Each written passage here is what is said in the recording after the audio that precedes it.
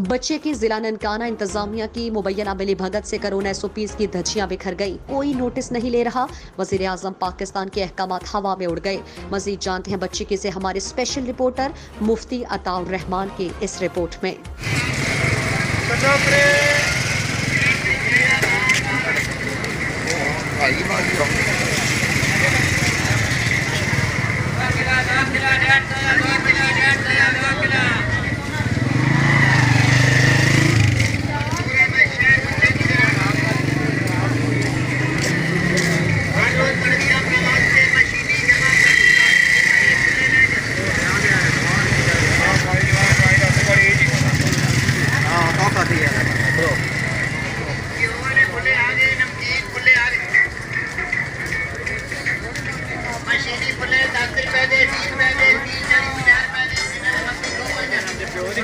भी होना है